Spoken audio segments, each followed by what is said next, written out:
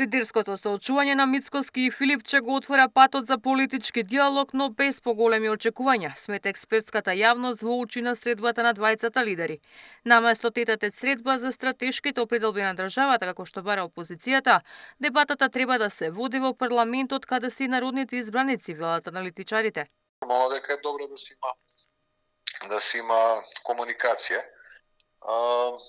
Не очекувам искрено ништо посебно да се договара или да се преговара на таа лидерска средба. И не ме изненадува и ова понуда од Филипче да влезе да го спасува мандатот на Мицковски со лидерски средби, за почеток од моноетнички карактер, а поратаму како што велат нов општествен договор да направат.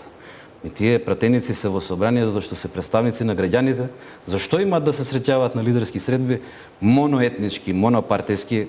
Иако лидерските средби досега биле вовед за барање на предвремени парламентарни избори, експертите сметаа дека нема основа да се бара ново изборно соочување на есен заедно со локалните избори. Според мене нема потреба да има повторно избори, ако тие би биле заедно со локалните.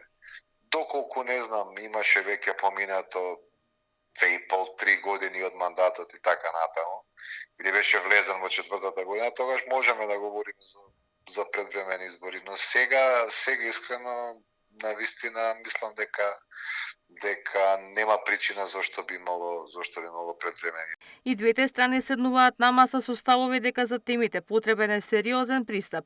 Опозицијата смета дека потребна е и надпартиска стратегија во сите области, чија реализација нема да зависи од тоа кој е на власт, а кој во опозиција.